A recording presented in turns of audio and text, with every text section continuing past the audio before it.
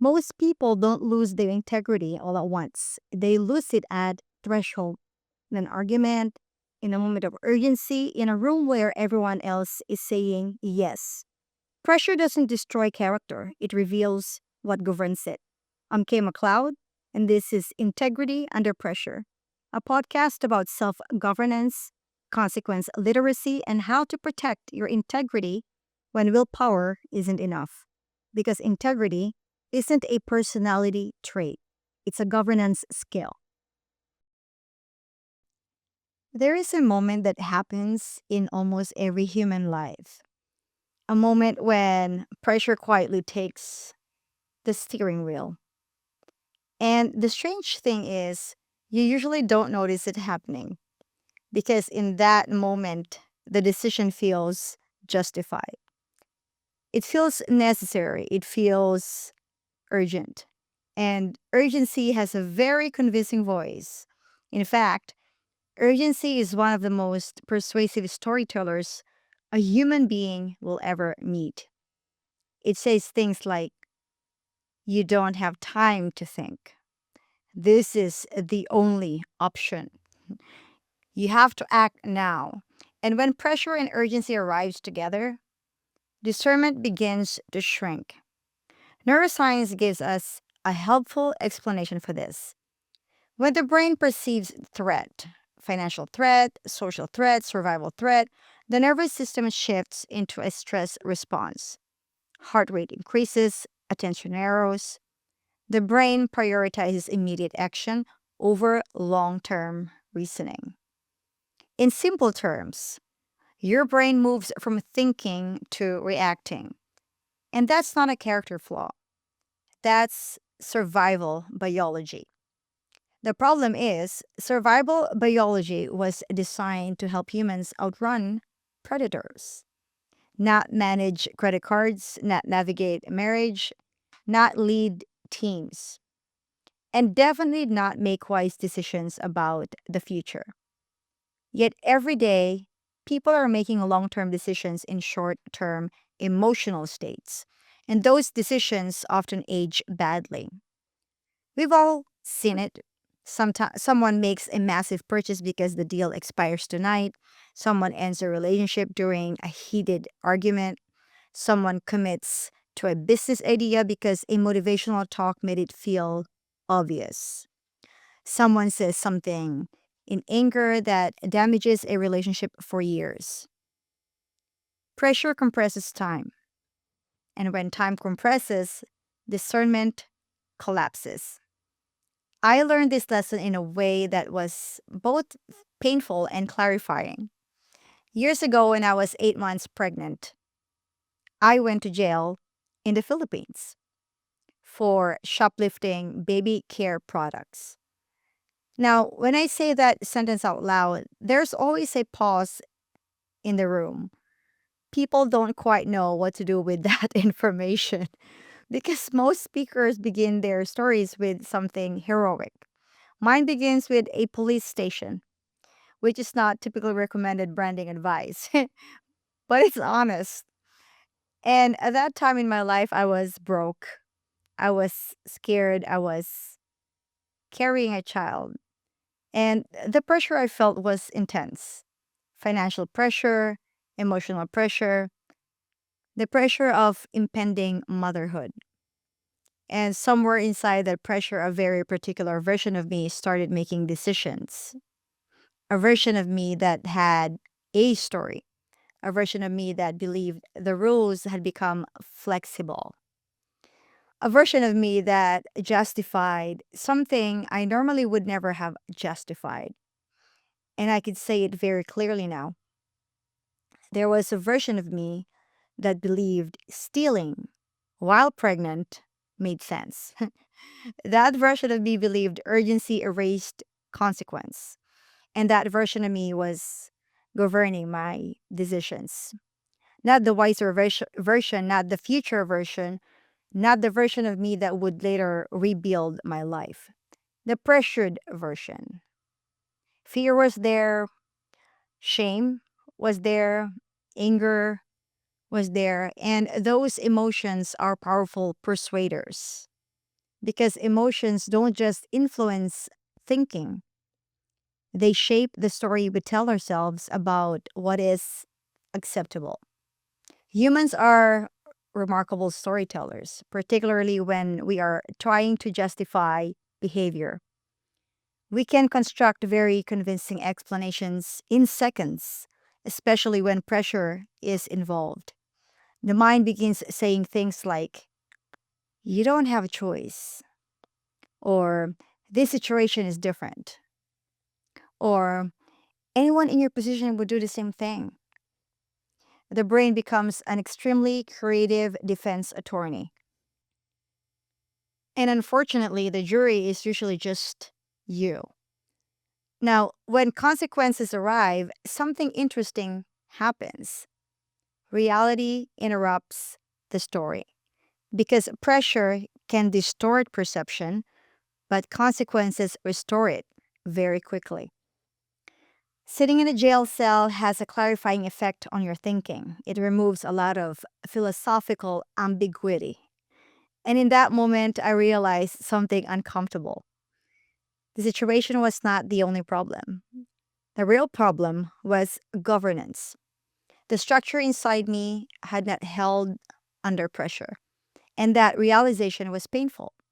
But it was also the beginning of something powerful, because once you see that pattern clearly, you start recognizing it everywhere. A leader launches a massive initiative during a crisis. A couple says things in an argument that can never be taken back. A parent reacts to stress and later wonders why their child withdrew. Someone spends money they don't have because, the opportunity feels urgent. And someone signs up for a program, a course, a business opportunity that promises transformation right now. Pressure compresses time, and compressed time creates bad decisions. The philosopher Blaise Pascal once wrote, all of humanity's problems stem from man's inability to sit quietly in a room alone, which might sound slightly dramatic, but it contains an unforgettable truth.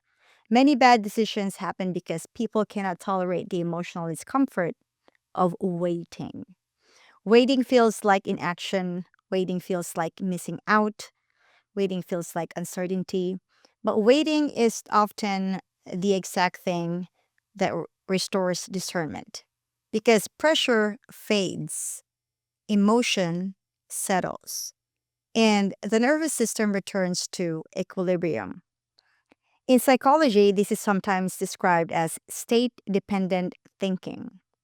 The idea that your decisions are strongly influenced by the emotional state you're currently in, which means the person making a decision during intense pressure is not the same person who will live with the consequences later. Think about that for a moment.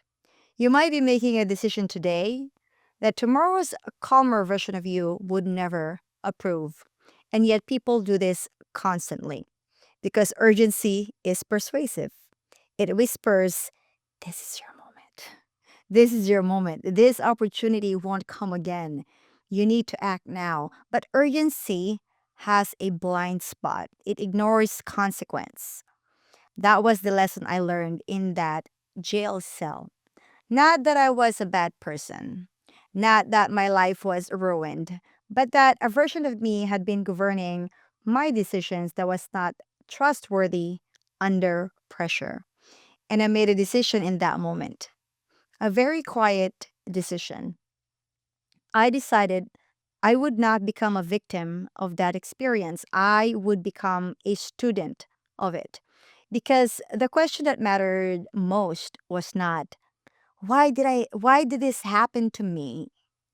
The real question was, who was governing me when pressure arrived? And once you start asking that question, everything changes because now you begin observing your own patterns. You notice how quickly urgency tries to take control. You notice how emotions start rewriting the rules. You notice how the mind begins creating explanations. And that awareness creates something powerful: space.